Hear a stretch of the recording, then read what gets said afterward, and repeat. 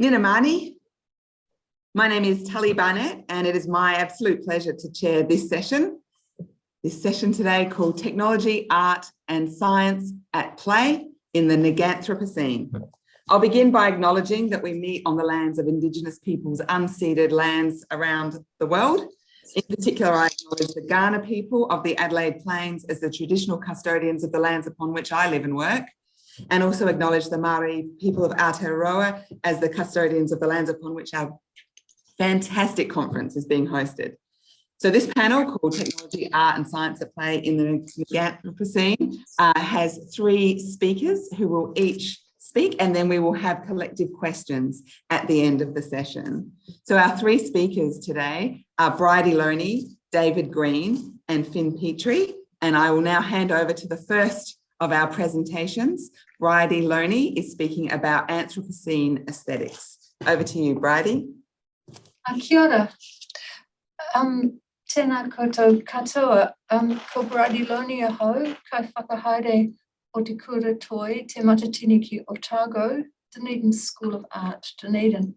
I acknowledge Kaitahu, Kati Mamoi, Waitaha Hoki, and the runaka with whom my institution has a memorandum of understanding, te runanga o Otago, Kati Huirapa runaka ki Puketeraki, te runanga o Moiraki, me hokonui runanga.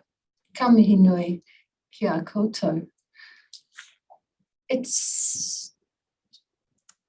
seems appropriate to begin this kōrero about the Anthropocene, whatever we choose to call it, which was with an artwork that was made in the year between the first academic use of the term Anthropocene and its peer-reviewed debut in the journal Nature,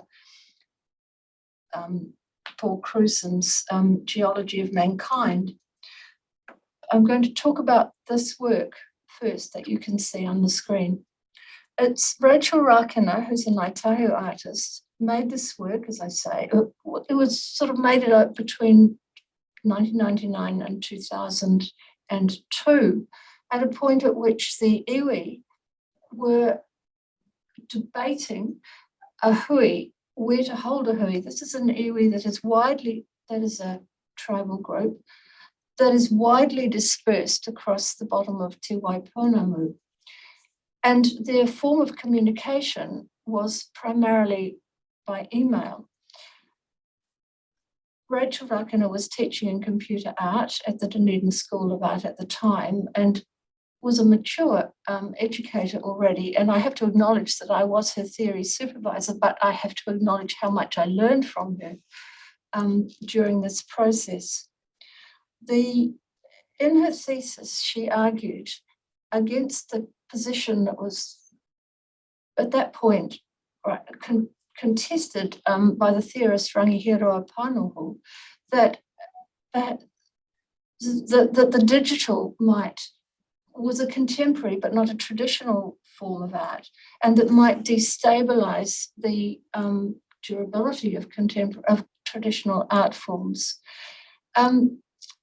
She proposed instead, and here and on the next page I have quotations from her conclusion, that cyberspace, she quotes here the Columbia Dictionary of Modern Literacy and Cultural Criticism, cyberspace represents an electronic infinitude that renders human identity fluid, digitized, spatial, and integrated.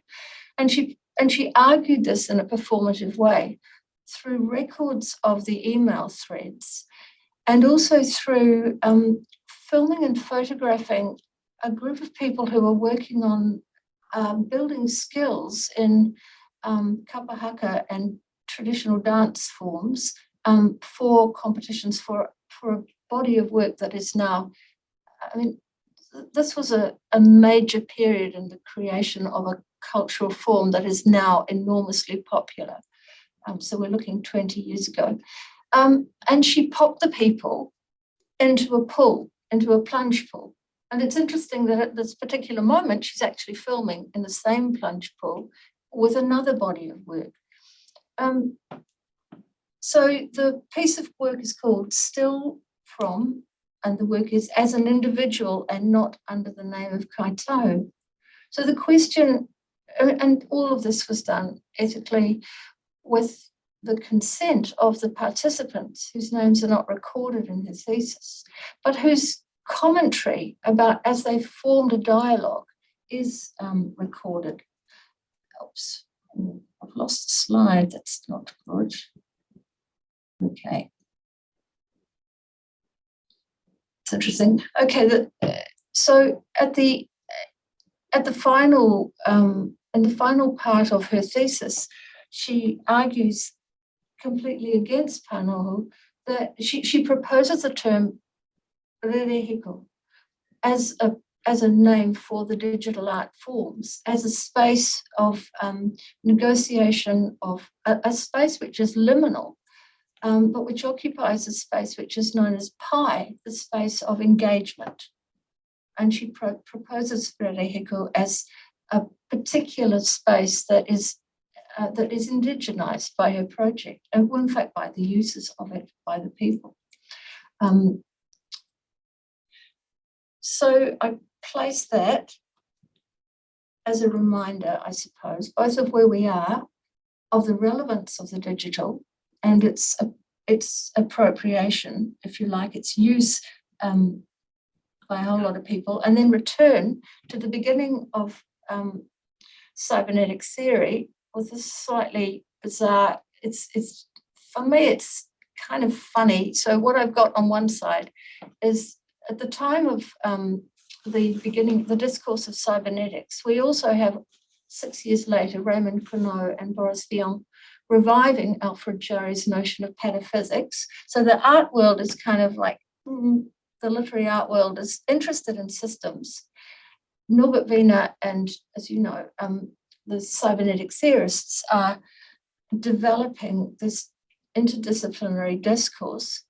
And then the diagram on the right is from the Earth Sciences Journal, in which it's not actually the Anthropocene article, but it is a diagram from the Earth Sciences Journal in which the notion of the Anthropocene was first proposed. And it's so kind of systems thinking were present both aesthetically as art forms in one territory.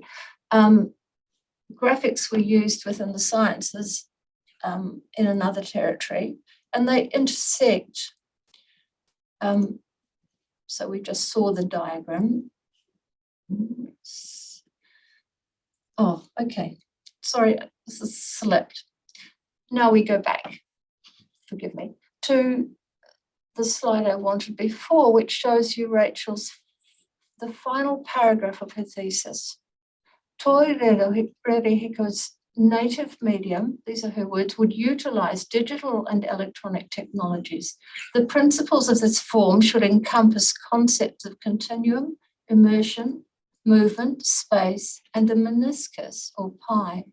It should be in continual fluid process, connecting and belonging, rather than dispossessing artists who exist in this space between or ambivalence of their heritage. Toi Rerehiko can include them as those who explore the edges, boundaries, surfaces, and spaces. Toi Rerehiko centers and claims digital space for Māori. And the works, you see these very strong, solid people doing a kapa haka in the water, which of course has the resistance, which is another really interesting aspect of this work. Because if you think about the beginning of cybernetics, what you've got is the rudder. And you use water as a metaphor. You're steering your passage through water. And the iwi, this iwi is an island iwi who travel for seasonal food, or did and still do, around the edges of a long, narrow island. They are a sea people with, of course, familiarity with what's in between the different seas, Tasman and the Pacific. Sorry, so looping back to this, you'll be familiar probably with Suzanne Troister's pastiche of the cybernetic community with the image of sort of the faces of many of them transposed onto an image of a seance. They never did have a seance, but they were very interested in all kinds of alternative understandings of the way that the mind operates. and the idea that all systems, you could basically a unified field of systems, that the same system would be transposed, was capable of transposition across all manner of phenomena. But I mean, you know, the main thing about cybernetic theory is its interest in feedback and resistance. And of course, the most difficult thing about climate change and about the Anthropocene and about its terminology, but also about how on earth we navigate this space, is the problematic of feedback systems which sort of operate stochastically and produce unexpected outcomes or partially expected outcomes and remove the capacity for certainty. You can have certainty within a narrow space, but you can't have the kind of certainty that modernism was predicated on. And this, of course, is a space that artists are kind of, well, it's their happy space, you know, the space of ambiguity and metaphor, hence the connection. And this is kind of, I always think of, I saw this work in Stedelijk in about 1971, and I was riveted by it, and I had no idea why, and it haunted me thereafter, which is, as you know, you can see it's 50 years ago.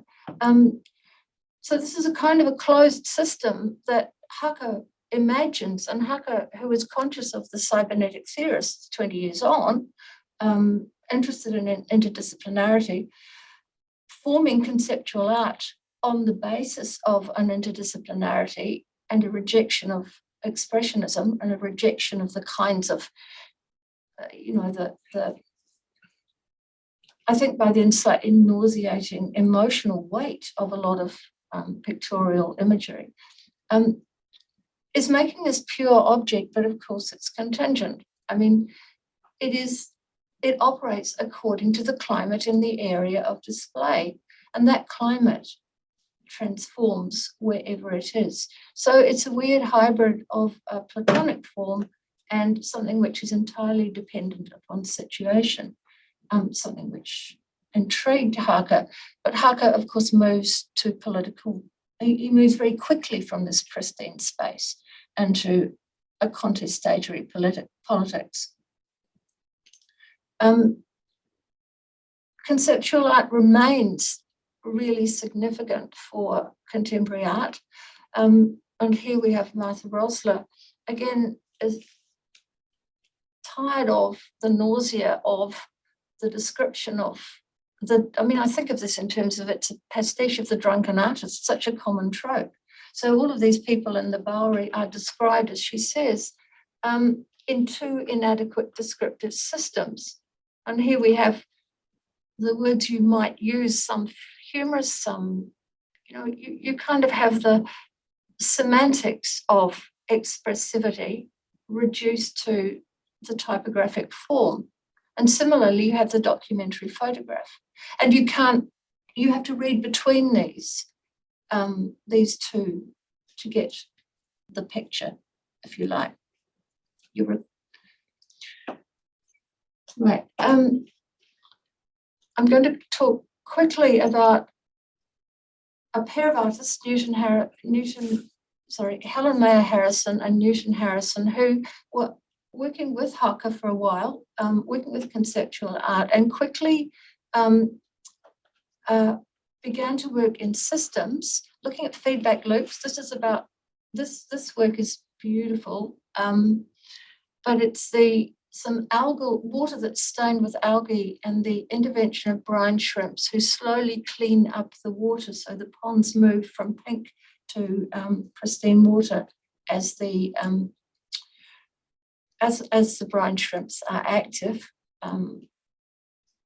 But this work in 1974, which is held by the Museum of Contemporary Art in Sydney, and I want to thank them for giving me access to this image, is, I'm pretty sure, the first work of art, which is in fact about climate change.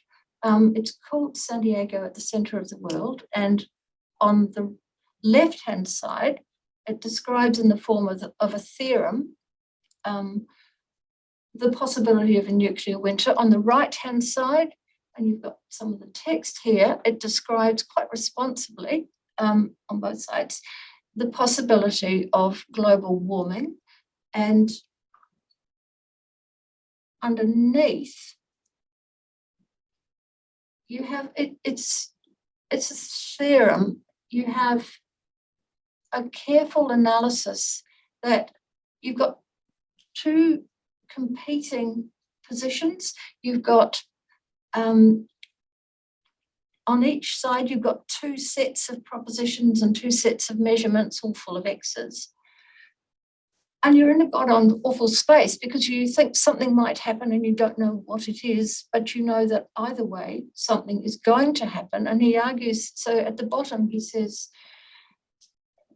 if it cannot be determined which of these propositions is true, or it cannot be determined which combination of these propositions is true, or it cannot be determined which of these propositions is false, either singly or in combination, then begin both short and long range planning. This was reviewed in the New York magazine as the crazy wanderings of an artist who was just like the White Knight, traveling on his horse, and it was sort of a hybrid actually, the White Knight, and then it was a quixotic analogy, and arguing that the reviewer argued that he was saying that all scientists were crazy. And of course, he's trying to deal with indeterminacy. He's trying to deal with ambiguity. He's very astutely identifying the problematics of this kind of cybernetic scenario, or kind of scenario that cybernetics theory understand. And when the work was written about, when I found it, it had been written about simply in terms of these artists were creating because he subsequently, the works, he and his wife were recognized themselves and presented themselves as a team. It was presented as a work by people in dialogue. And I think it's a deeply significant work. And so every time I can, I tell people about it because it gets more and more interesting the more and more you look at it. And it led for the Harrisons, both of them, to an analysis of a contrast between Indigenous food production and industrialized food production conducted over 10 years at research institutions and universities, and primarily in California, with dialogue with the Sri Lankan communities who were industrializing the food production sources of the forksbill crab, which was very much a Californian food source. It was a food relationship.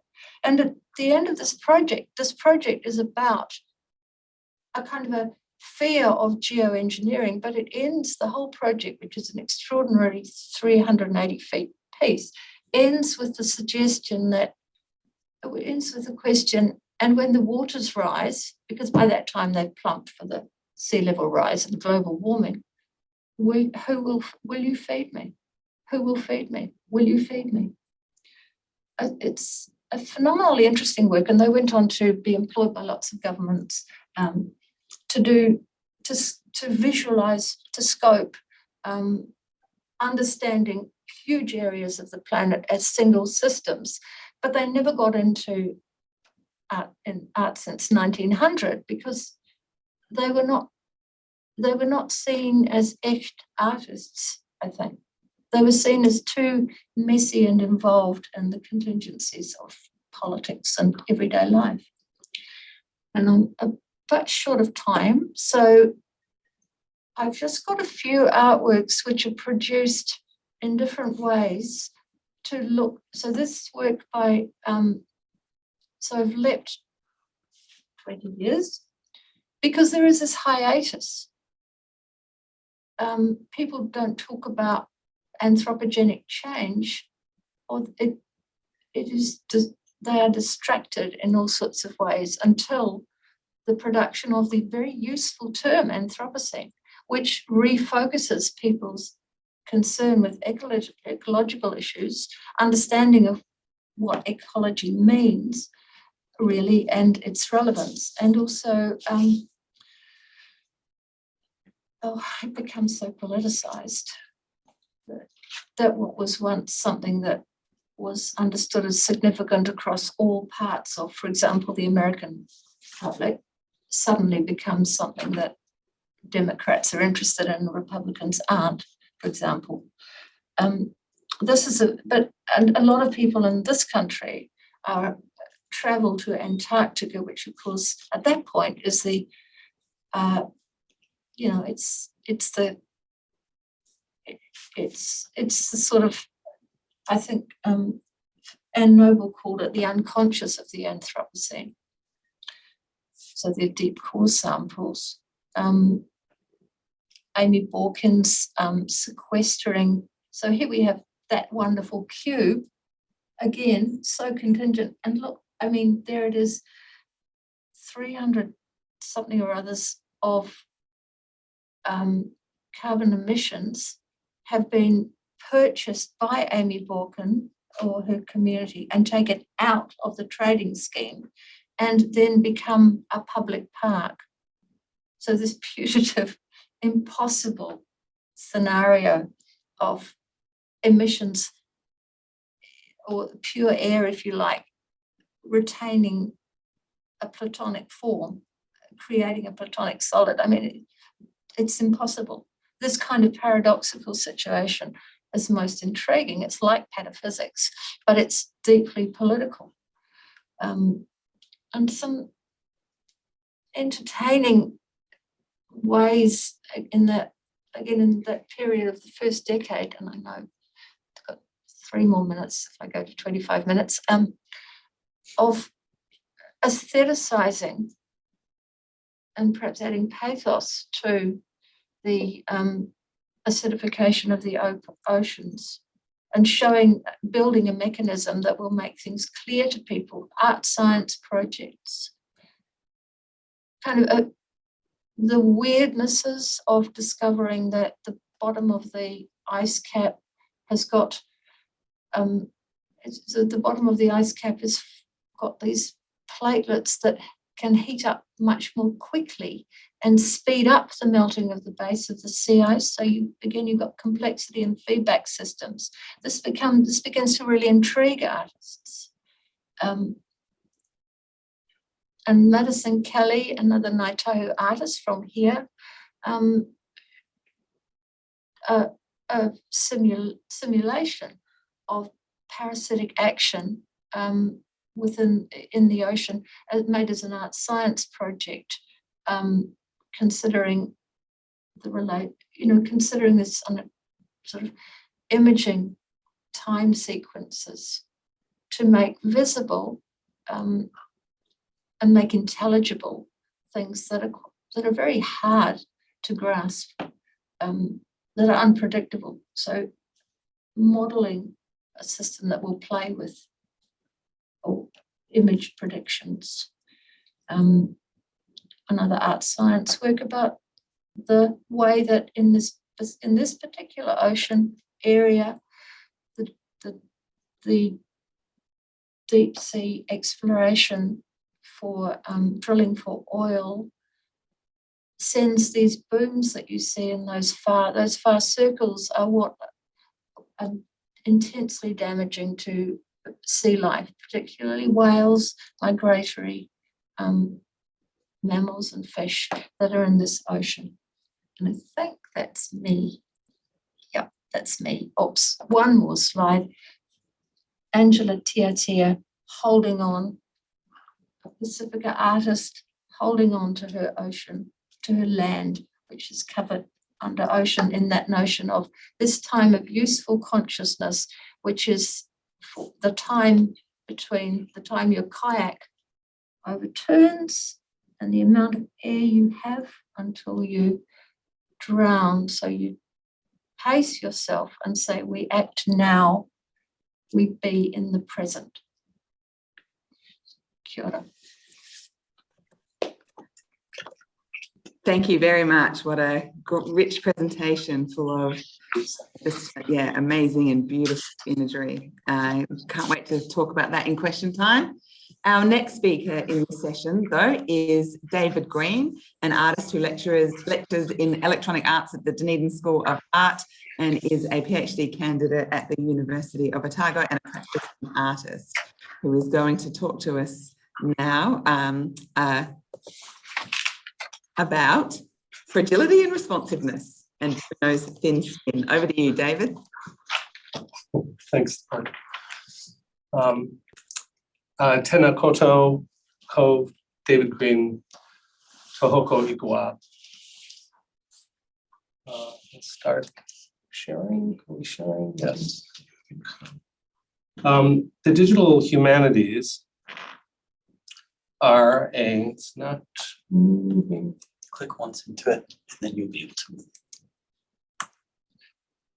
The Digital Humanities are in a unique position to examine and interrogate the modes of instrumentality that are hurtling the Anthropocene towards its logical conclusion. For the next 25 minutes, using a post-humanist lens, I'll touch on critical and philosophical views that propose the creation of works of art as a key strategy to resist anthropic entropy. And I'll frame these ideas and then show a brief documentation of my recent installation artwork. And in that context, name and develop a model that operates in certain artworks in a manner that parallels the science-based idea of the epistemic object. Among the Pandora's box of blessings and curses that the European Enlightenment released onto the world was a devastating apparatus of colonial social empiricism, the tool of reification. By this, I mean an assertion of fixed immutabilities on people and things deemed subaltern. Reification is the binding tool of colonization, and positivist descriptors are used to constrain human, animal, and material cultures in the manner of a boa constrictor. It is death by flash photography, enforced containment, and permanent relegation to an historical moment. Ideas of post-humanism free us to acknowledge irrepressibly complex processes of nature and culture. Everything forever remains in motion, all boundaries are contingent, and everything we have been taught to regard as discrete is utterly entangled. The bitter irony is that post-humanism uses the Western canon to reinvent indigenous knowledge. We're reappropriating the same noetic treasures that were trampled into the dust as part of a strategy to alienate indigenous people from their cultures, strip them from their lands, and strip their lands of anything that could be fitted into a ship's hold. We're here because to our European forebears, the earth was without limit and well able to absorb the shock of anything and everything that we could do to it, tear from it, or toss into it. The myth of the earth's robustness enabled centuries of increasingly rapacious behaviors. For most Western eyes, even seeing the first Earthrise photo in the mid-20th century only seemed to reinforce the fallacy. But for a small minority, seeing that little blue marble was a wake-up call. The Western view of the Earth as infinitely exploitable without a care bar profitability survived almost entirely unchallenged until the 1960s.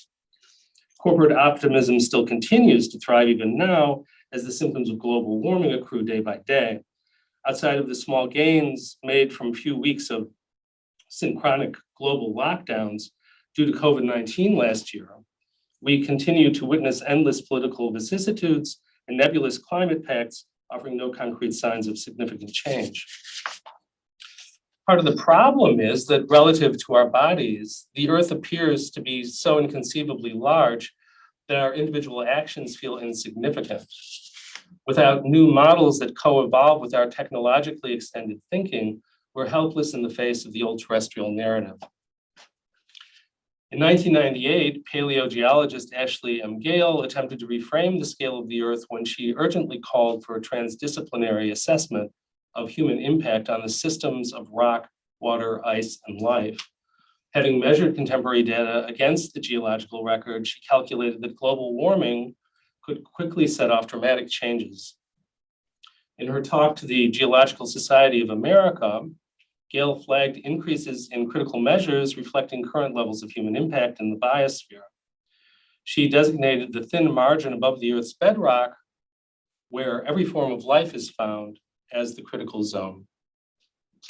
The age of reason didn't do good things for our planet, but ideas of posthumanism offer a clearer view of our Anthropocene predicament.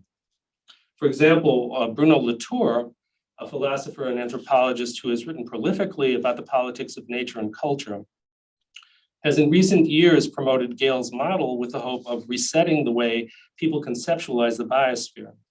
Latour explains that relative to the scale of our planet, from the top of the breathable atmosphere to the bottom of the ocean, life's playground is thinner and more fragile than the skin of an apple. This reframing is an invitation to reconsider the importance of our individual and collective behavior. In 2020, Latour co-curated an exhibition at the Center for Media and Art in Karlsruhe called, after Gale, Critical Zones. And in his catalog, he wrote, his catalog essay, he wrote, quote, "At the scale of the usual planetary view, the thin surface of the critical zone is barely visible, it being only a few kilometers up and a few kilometers down at most. It is no more than a varnish, a thin mat, a film, a biofilm. And yet, pending the discovery and contact with other worlds, it is the only sight that living beings have ever experienced. It is the totality of our limited world. We have to imagine it as a skin, the skin of the earth, sensitive, complex, ticklish, reactive. That's where we all live, cells, plants, bugs, beasts, and people." I consider Latour's poetic remodeling of Earth as an example of an ontological organon, an expression I'll explain in more detail at the conclusion of my talk. Latour reframes our terrestrial situation in a manner that reorients individuals and collectives towards a different somatosensory experience. Gale's model encourages a greater sense of individual agency, while Latour's writing argues for the responsibility of care required for survival on the fragile skin of a bubble. Words are one way to build an organon. German philosopher Martin Heidegger took an oppositional stance towards human engagement with particular modes of technology in his seminal essay, The Question Concerning Technology. Countering Heidegger's position, French philosopher Bernard Stiegler developed the term organology to encompass the coevolution of organic and inorganic processes of bodies and instruments of technology. Technology should not be scapegoated as if it created itself. It is us. Only humans develop technology. It in turn reshapes us and alters our experiences in the world. Organic and inorganic merge in the becoming that is human individuation. Our entwinements with tools and instruments bring deeper organic and material entanglements increasingly into view. For example, in the 17th century, when we organologically extended our vision through optical technology, microscopic creatures suddenly made an appearance, instantly changing our idea of the world and ourselves. Stiegler's thesis of inseparability between human and technology is central to his organological project. However, borrowing an ambiguous word concept from his mentor, Jacques Derrida, Stiegler asserts that technology is a pharmacon, meaning it simultaneously offers both curatives and toxicities. Stiegler gathers under the rubric grammatization, both embodied and external, organic and inorganic, processes for encoding memory and affording recall as an integral part of our coevolution. Stiegler names the smallest components of these processes grams. A gram is defined by either an organic or technological gesture that communicates a single perceptual flow, if rendered as distinct and reproducible. It is the component equivalent of the vocalized phoneme or the written grapheme. These individual units of expression can be strung together to communicate a linear narrative or configured as a constellation to create a conceptual model. According to Stiegler, innovative record and recall technologies only become significant to processes of grammatization when they come into common use. Countering Socrates' position in the Phaedrus that argues the merits of organic memory over recorded memory, Stiegler asserts that it is only through the amalgamation of both kinds of memory that complex organological advances are enabled. In my recent video installation, Bruno's Thin Skin, I construct a local model of fragility and entanglement by featuring small fragments of motion captured in and around Te Waipono. Most of the images are recognizable to people who live around here, but as a counterpoint, I also recorded microscopic footage of local crab larvae with the help of friends in zoology and marine biology here at Otago. Although most of us don't take any notice of them, these zooplankton and countless others like them swim with us in our lakes, harbors, and inlets. Consonant with Stiegler's grammatization project, I think of the distributed fragments of moving image in my installations as grams. Rather than playing down moving images in a linear segment over a single channel, this cinema is disarticulated and the relationship between moving images rhizomatic. Against satellite footage of the Earth's surface, strings of Latour's text are reflected, refracted, and projected to build an experiential model out of motion images of divergent scales. Mounds of delicate textile skin emanate the movement of water and wind from their folds. Each moving fragment forms a gram of my text. And now, Natalie, if you would play, this is a documentation of the installation.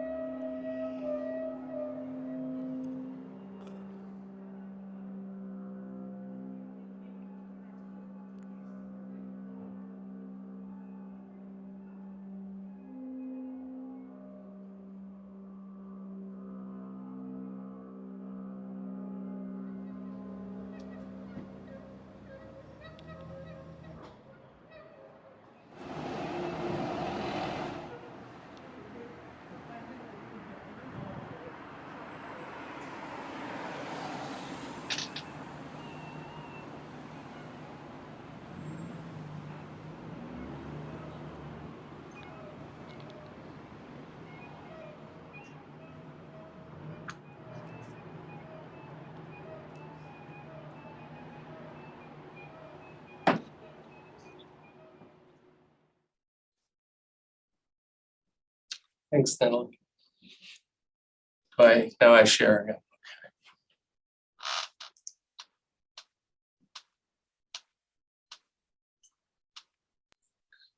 again. Just minimize that.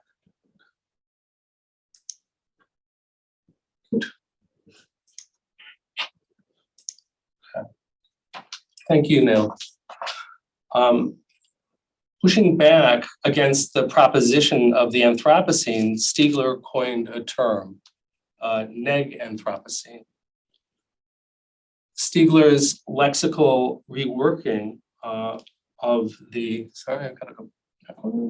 Stiegler's lexical reworking follows on from Erwin Schrödinger's concept of negentropy, or negative entropy, which Schrödinger defined as, quote, the capacity of the living to temporarily and locally defer entropy, unquote.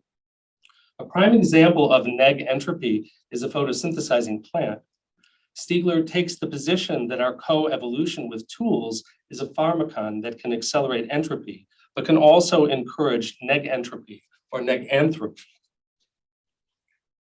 One way of approaching the Neganthropocene is to interrogate old ontological constructions by exploring alternative models. Bruno Latour's critical zone discourse is a very good example of this. It interrogates the common conception of the earth, particularly as disseminated and performed by Western corporate cultures, taking it from robust and resilient to delicate and responsive. The only way to change the Anthropocene direction is by dramatically slowing or even reversing our entropic bent. If common positions such as our traditional Western concept of the earth can find a new configuration, that could have the effect of altering every organological gesture in ways that could make a neganthropic difference. This is where Stiegler joins Heidegger in recognizing the importance of art, but in particular, Stiegler identifies the importance of the digital humanities as offering new modes of communication and modeling that could lead to alternative forms of thought, care, and desire. Questioning and examining through engagement with art, both analog and digital, offer a pharmacon to the great acceleration. 3 millennia of written grammatization have advanced Western thought to the point at which many other indigenous cultures had already arrived before European colonial adventurism began. Every new technological extension of our sensorium reveals life on Earth as entangled, inseparable, processual.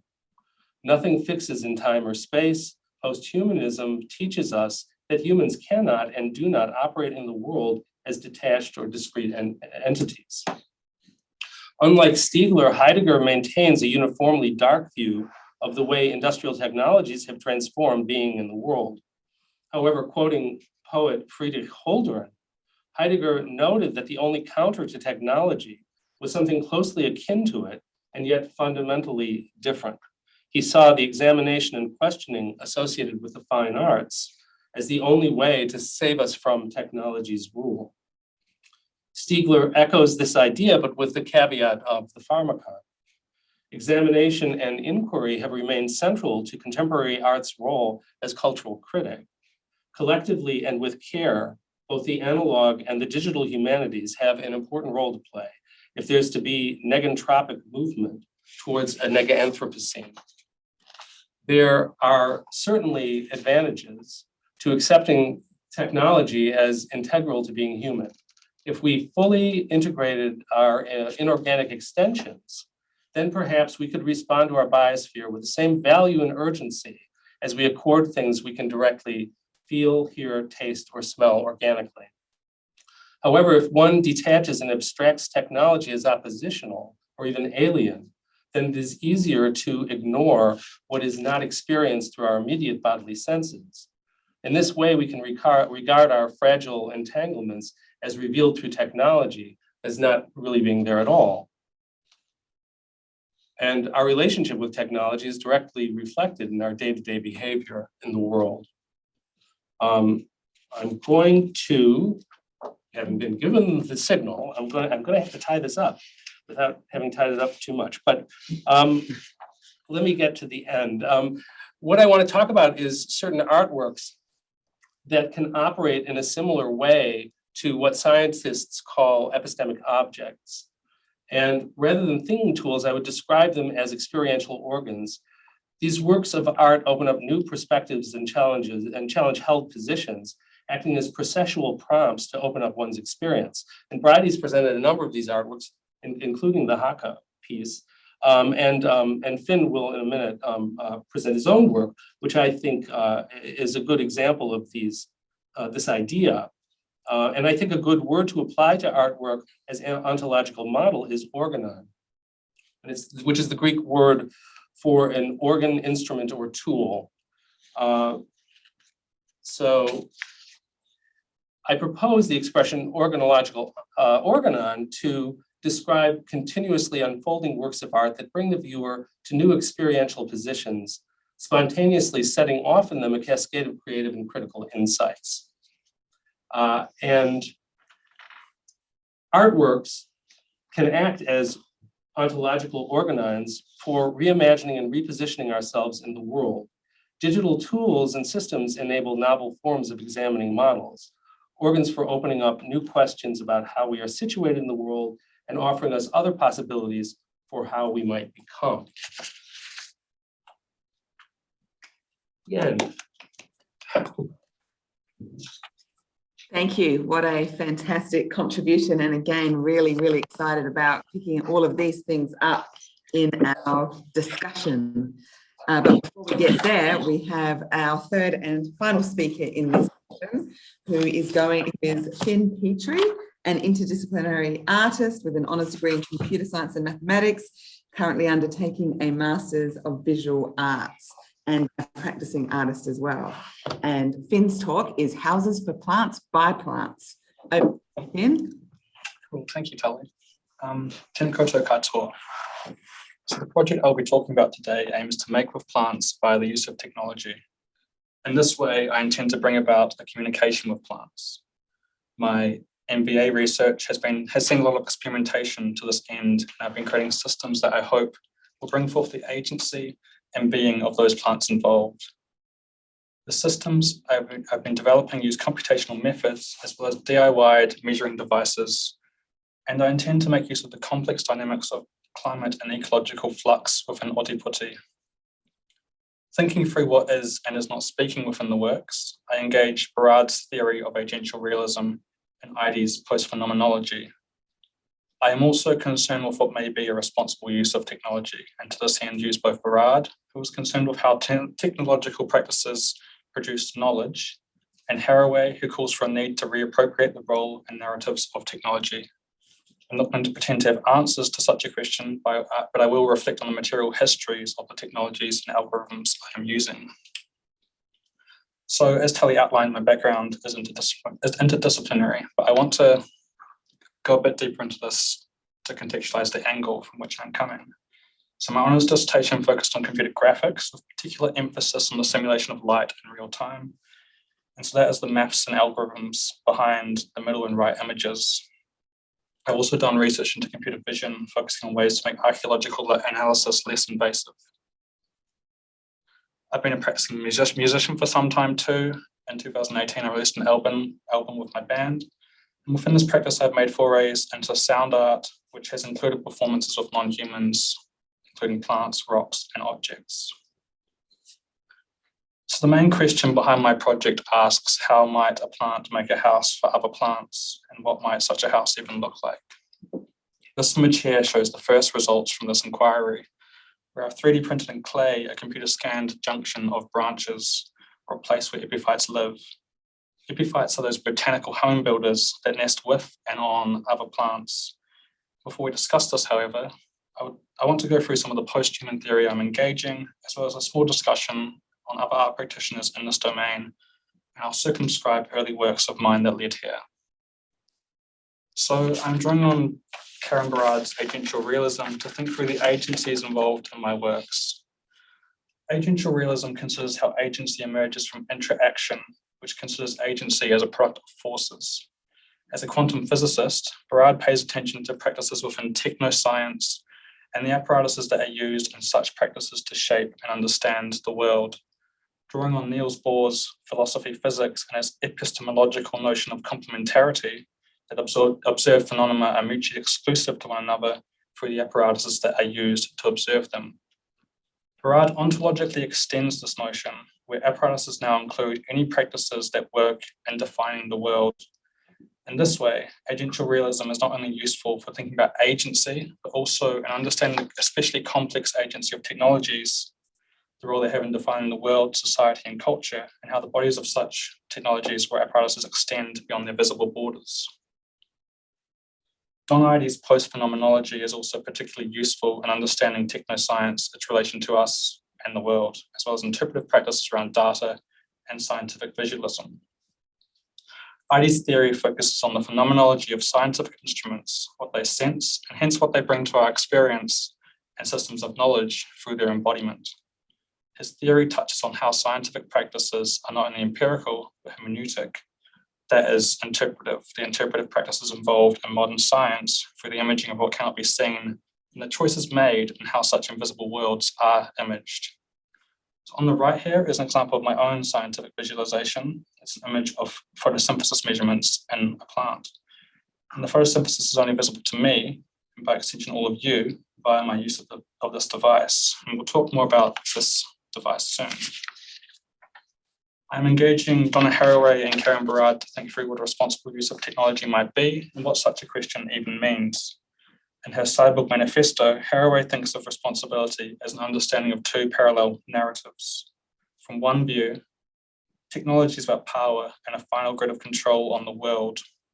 From another, it's about an intimate symbiotic world where humans are more entwined with animals and machines.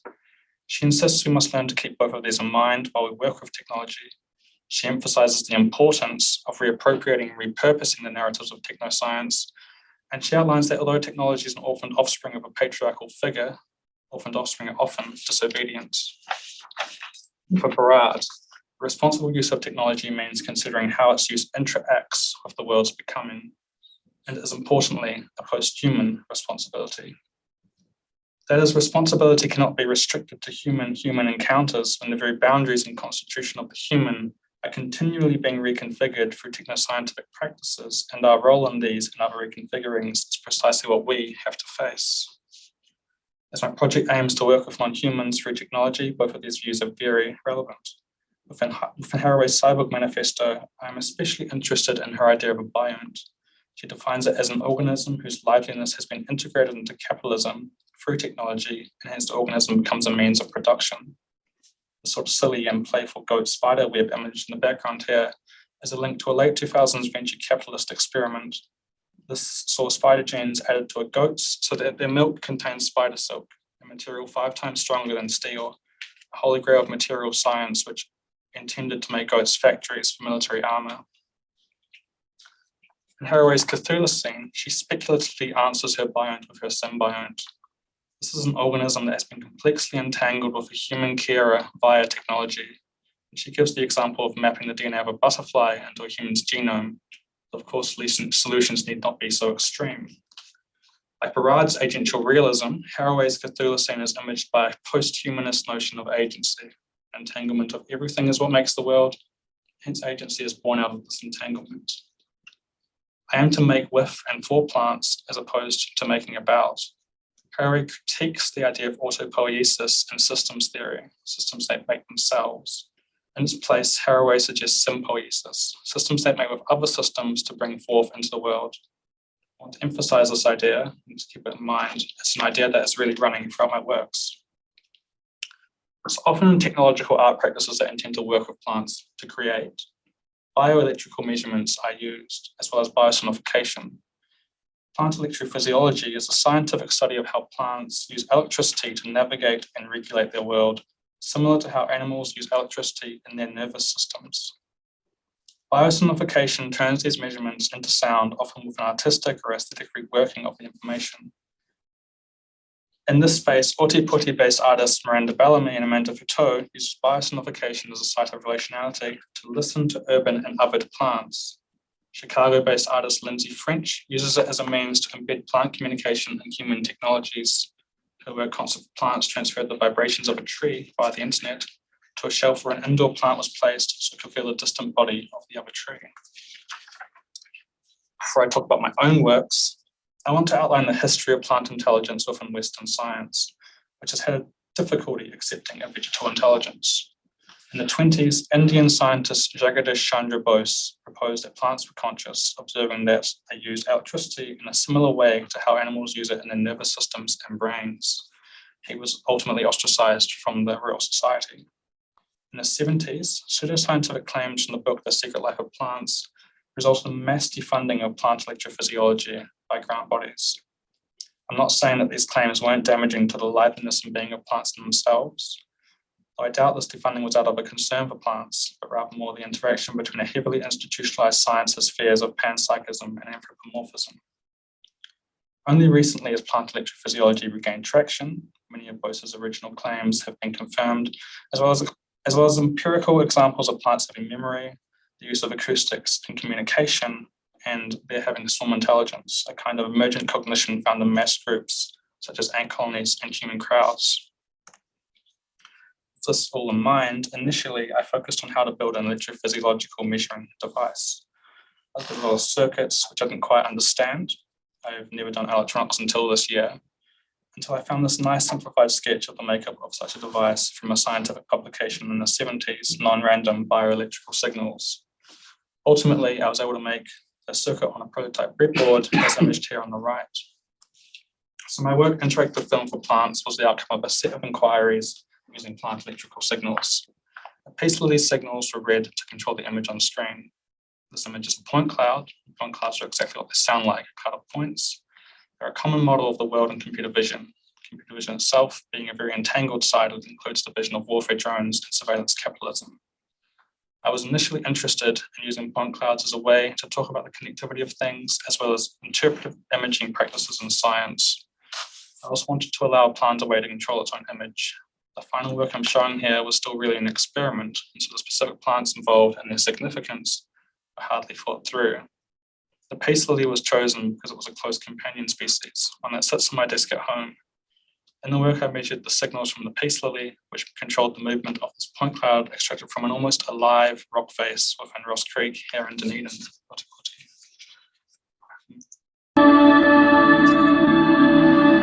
Oh, whoops, sorry. So because the measurements are so small, those usual qualities of film, difference in time only manifest at a subpixel level, and the viewer has to come closer to experience the film properly. So the film embodies the paper of the plant, and now I'll play this video which illustrates this. From a distance, it appears as an almost still shimmer.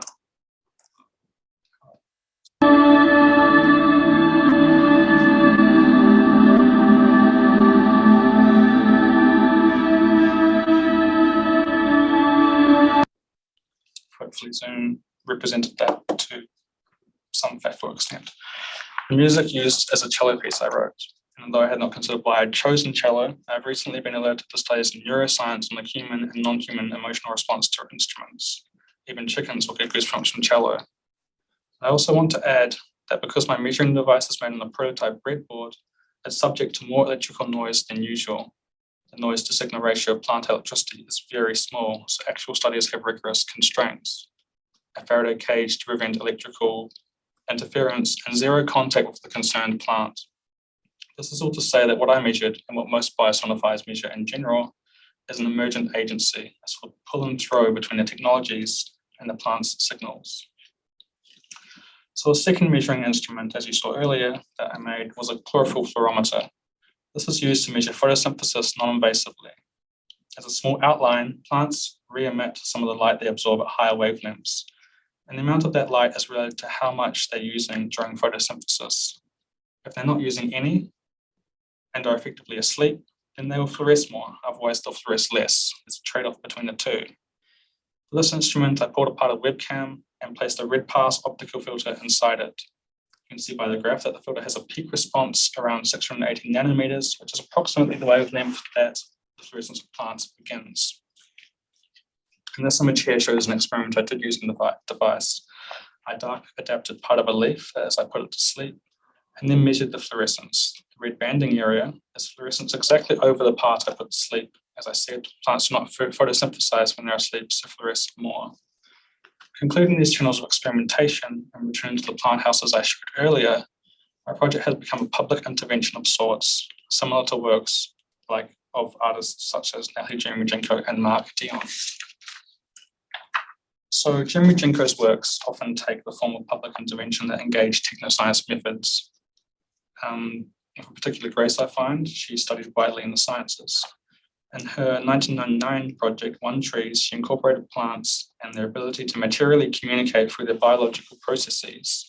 She planted 1,000 cloned trees throughout the San Francisco Bay Area.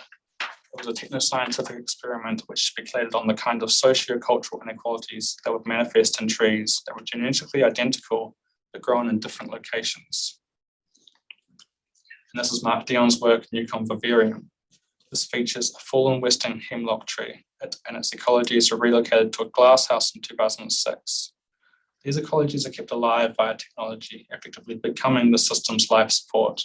It's a very sad work that shows that without their usual wider system, ecologies are extremely expensive, likely impossible to maintain. So yeah, returning to my project as it is, an attempt at making of plants to create houses for other plants. As I said earlier, the works here are clay-printed sculptures of epiphyte sites I have digitally reconstructed using similar computer vision techniques to the ones that gave me the previously shown point clouds. I'm thinking of epiphytes, those plants that live with and on other plants, as botanical home builders. It feels important to outline the social roles epiphytes might take up in their ecologies. They tend to have a commensal relationship to their homes. They don't benefit their host, nor do they hurt them. However, there are parasitic epiphytes, which are typically hemi-epiphytic. These plants begin life in trees, growing to the ground. Once they are able to gain nutrients from the ground, they go rapidly over their hosts. Aotearoa's northern rata is a hemi-epiphytic tree. The epiphytes can be urban as well. In this case, they may root in the air or within the collected soil of nooks. Urban epiphytes really live as procuriates. They're on deserted buildings, places that are not frequently cleaned or attended to, and in places that are commonly old, places that could well be demolished in a few years. The intention with my epiphyte houses is to position them around the city and allow ecologies to grow themselves. This is ultimately to allow biosemiotics for the material ecologies that manifest, similar to Jeremy Jinko's One Trees. So in a sense, it's about bringing empirical practices into a wider community. But it's also important to note that it's not really about trying to beautify the city, although this could be a side effect. However, in fact, some of the houses I've made with the plants I find look quite strange. In my mind, it's about allowing the plants to really have their say in the work, departing from the initial process, which is a cognitive assemblage, a system entangled with my own agency, as well as of the technologies and plants involved.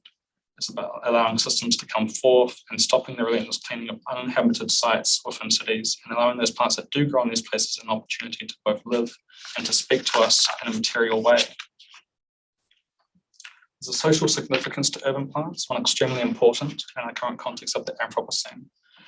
Urban epiphytes and air-rooted non-vasculars, mosses and lichens have historically been instrumental in telling us the dangers of air pollution. The biodiversity of urban lichens, for example, has been shown to directly correlate with levels of air pollutants as well as lung cancer. The image in this slide is taken from a paper I particularly liked, where scientists measured the pollutant levels in air-rooting moss, and through statistical analysis, they were able to identify the source of the pollutants, two glass manufacturers, and stop their pollutant cadmium. I especially found this fun as an example of empirical practice as politics.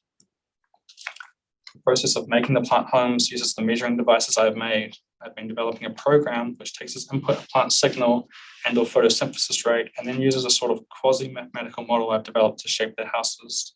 I say quasi as it's more grounded in a relational logic that I've sort of dreamt up, as opposed to anything empirically valid. For this model, I was thinking about the roots of plants and how plants interface with their world. They seem to be beings of surface, interlacing with the general film of things as they curl to find sites of moisture and nourishment.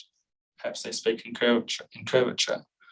The model makes particular use of the maps relevant in describing surfaces in the hope of allowing a digital interaction that is meaningful to plants themselves. Epiphytes home through chance, that is, they engage the vector fields of weather, flux, and climate to find their homes. Clay printing is a technological system which has a lot in common with these botanical home builders, and their approach to home building has helped me think through my own approach to printing their homes. There are many moments when the print can differ from the computer model. As the picture shows, the chance of deformation is very common due to the materiality of clay. Technically, the printer requires extremely consistent clay to print homogeneously. Though embracing the chance events seems apt, it takes agency away from me and gives to the technology. It also creates a form which is more erratic, producing more nooks and saddles for epiphytes to live in. I interviewed one of New Zealand's 2 epiphyte botanists. There's very little scientific research on New Zealand epiphytes, asking her about the kind of structures epiphytes would like. She emphasised geometry that was especially nooky, with a lot of varying angles for seeds to catch and bloom. Also, the plant that is attached to a computer, the symbiont, and a clay printer seem to share an existence. Roy Ascott discusses the implications of connecting biological life forms to computers and the implications of connecting differing structures of intelligence. Computers and humans have a central processing unit and plants have a decentralized intelligence. Ascott speculates that such moist media can lead to a radical edge life. To me, the printer is a moist media. And although the clay isn't biological, what we have is a machine with its veins and conduits clogged with an earthly medium, an old one, that is shared between many species to build and create. It feels appropriate to allow a plant to create out of what it already lives within and already creates with. So the following images show some of the homes in situ. These are examples of me practicing intervention while I've been going through the process of getting council permission for city sites. These positions are not final.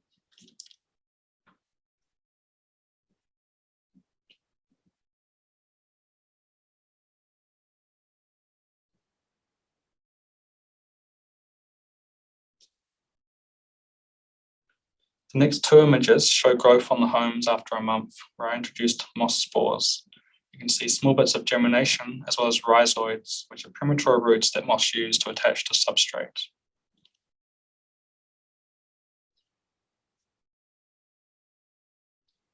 And this image here illustrates another channel of experimentation, thinking about the slow flows and pulls between human architectures and plant bodies.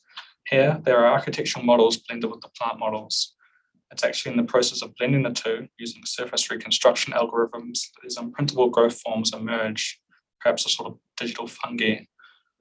The ultimate aim of this channel would be to subtract architectural forms from the models, so when they're printed, they'll lock on exactly to sites, appearing as if they grew there. I'm beginning to talk more specifically about plant architecture interfaces and events.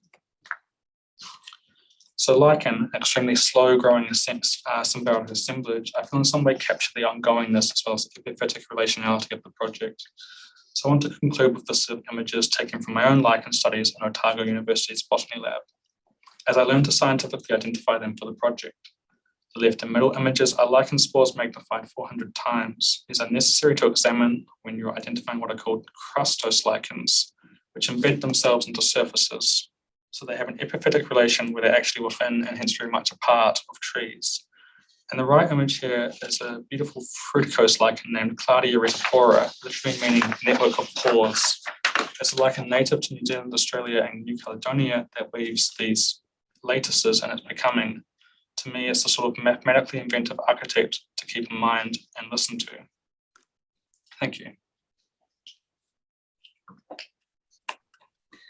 Wow, what a fantastic presentation. And to conclude, 3 brilliant presentations that I think just offer such a depth to this conference, I think.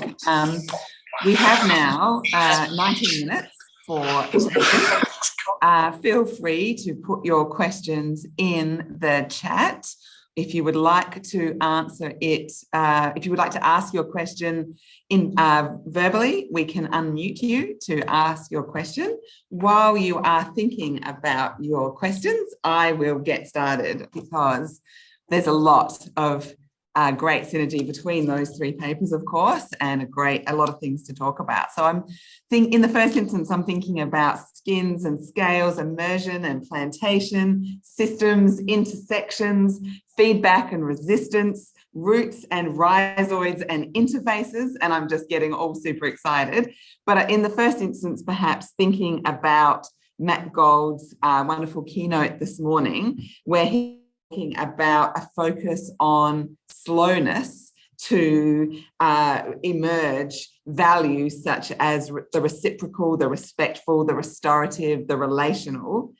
And David, you explicitly mentioned the role of engagement with art as a way of slowing down things.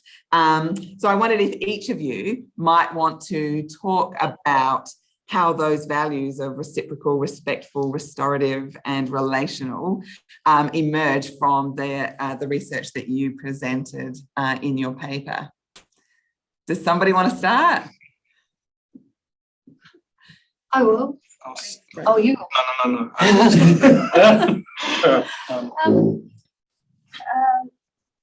They're vital, really. I think that's really mainly what I want to say. And my research comes from a thesis on a PhD on trying to understand climate change. And it's called, in fact, Closer Relations, Climate Change, Interdisciplinarity and the Anthropocene. And the relational is vital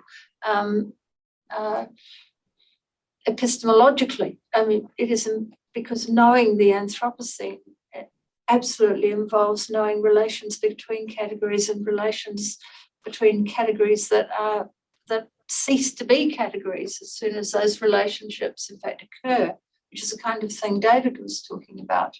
So I think we're working, our aspirations are similar in the sense of both a restorative form of an ecological restoration and working with the terrible sort of state we're in already.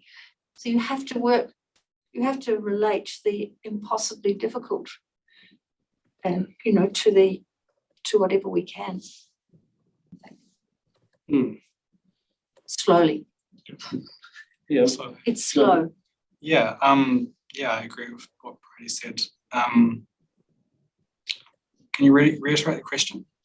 I was asking, about those values of the reciprocal, the respectful, the restorative, and the relational, and with engagement with art as already a slowing down, which is vital for, for engaging with some of the grand challenges that we face, which all come out in your artwork, Finn, in such important ways.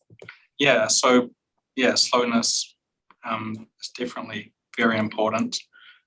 I want to add that lichens they may grow like 0.2 millimeters a year as well, so they're extremely slow. I think in the tundra In Antarctica, there are ones that are about 5,000 years old, and scientists have measured the rate of growth on them, and some of them haven't changed in 100 years.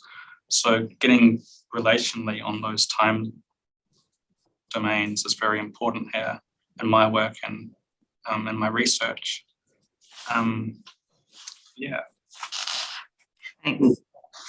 How about you, David? Well, a few years ago, Cheryl was talking about the terror of Dasein. I mean, when you talk about slowing down, the terror of sort of being where you are in your place. And the digital has something to answer for here, because we're constantly on the phone and we're doing emails and we're, multitasking, and it's very hard, even with a conference like this, it's doubly hard not to multitask while things are happening, while you're hearing, right, or partially hearing. So to be immersed somewhere, to experience, a kind of epoche, a moment of not pre-thinking something, but receiving it. Those things are all really important, I think, to changing things, because everything is set up, we can only do one thing at once. And our tendency to separate and alienate and make not significant makes it very difficult to change basic behaviors. And you have examples like, somebody whose dad was a Nazi, but he was a great family man, I mean, that's kind of like, that's like the model, It's like you go out and you perform terror, and then you come home to your, fenced, community, and you create a utopia, a little utopia. Well, and in order to create that utopia, you go out and do what you have to do. So it's a problem that's sort of interwoven into the way we think about the world and the way we are in the world. That's brilliant. And there's a comment in the chat from Chris Lamb who says to Bridie, fascinating talk. I couldn't help but think about systems theory art as a sort of existentialism at the level of complex systems, the anxiety of emergent phenomena. I wondered if you wanted to respond to that, Bridie. I'm not quite sure how. Like historically, I would say historically you could say that was the case, because as I think I said in the abstract, from which I moved, as you do, the systems theory came out of, was a product of the thinking of World War II. It was a product of the militaristic system. And then the Macy dialogues were designed to counter this kind of incredibly negative and terrifying notion of a kind of an overarching system that would control. And the people, for example, Jack Burnham in particular, who argued for systems aesthetics, felt that artists were capable of, because they thought differently, which is aspirational, but the kind of artists he hoped for did think differently, they would be able to reconceive the world and to go back to the idea of slowness, I mean, they would be able to reconceive the world at the level of systems, but from the point of view of the aesthetic space, it is a space of contemplation and renegotiation. And another thing that thinking in this space that always seems to me very important is the notion of Freud's notion of Nachträglichkeit, that the retrospective assignation of meaning, artworks unfold over time. The artwork must be returned to, and it asks to be returned to, so that it conveys, and of course David showed us again Las Meninas, and my experience with the cube, Hans Hake's cube. Those works have relevance in so many different ways across time. So I think artworks can be redemptive, but I'm not quite sure whether I've moved too far away from your question.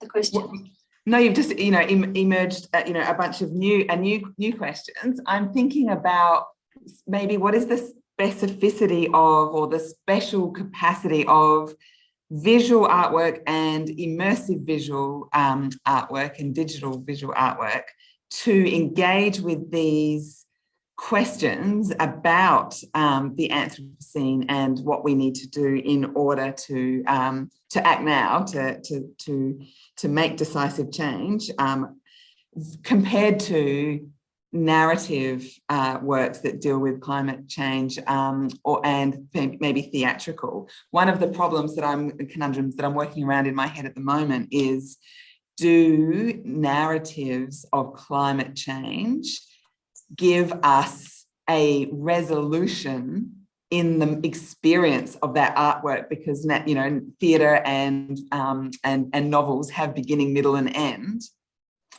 Do we resolve our feelings about climate change in that experience, and therefore somewhat lessened is the urgency of action because we've been taken on the narrative cycle?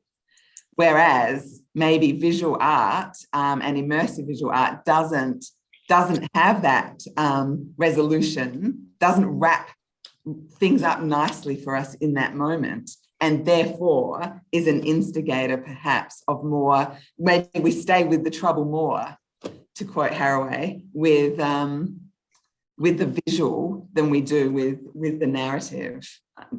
Maybe. I mean, to answer or to say something about that, there are forms of literature that create models, and I think it's really about creating models. And so you'll have a story that operates, you know, around the model, you know, and that story will do different things and may resolve. But if the model stays with you, you know, the model that they've set up of relationships, of different kind of relationships that are not like the relationships you have, you know, of circumstances that allow you to see your circumstances in a different way. And I think that it's this experiential repositioning. So any work of art that can do that for you, I think can move things forward. And again, and it's slow. I don't think it's fast. I think it's just, you know, that thing, you know, the thing with Latour of just, you know, framing it in this way that changes the way you see it. And so that's what you're left with, you know, and artworks unfold in different ways. So that's one thing, you know, that's the Anthropocene, but there's so much else going on, you know, that artworks will address in part or will unfold and turn out to kind of address. And you see an artwork on one day and you read it completely differently than you do the next day. So they keep moving, they keep changing in a kind of way. And I would imagine literature is the same when you go back, you know, I mean, I'm not a huge rereader, but, you know, when you go back, I would imagine you receive it differently, you know? I think you're right, yeah. And Finn, just to stick with novels, I was going to ask whether you've looked at Richard Power's book, The Overstory, which talks about trees and their capacity to communicate, but has an academic thread, like a woman who's in academia, which then I think maybe heightens the complexity of that situation for you and your research, which is I've been recommended it multiple times, but I haven't read it yet. David Chicarico over there recommended it to me a while back and smiling a lot. Yeah, no, I need to check it out. I got it out, but I didn't read it. Yeah, so I think that, you know, yeah, like I said, what's interesting there is that that it's about science inside the academy, whereas your work is, you know, is creating art within the academy, which itself has complications. There's a book by a researcher from Melbourne University called Artists in the University, which talks in the Australian context about this history of the space of arts inside the university sector, which is not necessarily, and this is, you know, this is relevant to all three of you, it adds an added layer of complexity in terms of how one creates one's art. Do any of you have comments on that, what it's like to do this work that you do within the university sector? It's, well, I think it depends on the university.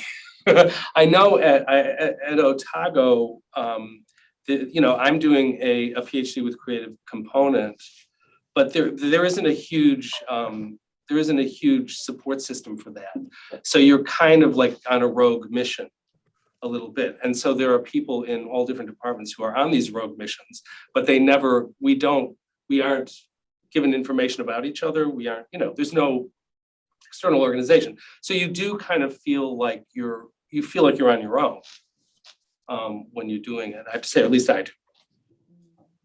Welcome home with DH. Well, so I should also say that we represent two institutions. My PhD, just as David's and Finn's previous study, has been with the University of Otago. I'm the head of the art school, and Finn is a student at the art school, and David is one of my colleagues. And that's at a polytechnic, which is like an elevated TAFE, okay? I mean, it's a TAFE that offers sometimes doctorates and certainly master's programs. And that art school definitely espouses the idea of, and in this country, art is recognised as research. So people get performance-based research funding for exhibitions. And so there's quite a lot of kudos money and support for quite very sustained research projects using the arts. And some of the ones I showed were art science projects that are relations between scientists at the University of Otago and artist graduates of the art school. And I think where there is a theme, then there often is a fertile relationship. It's the solipsistic artist, perhaps, who is less well equipped for the institution.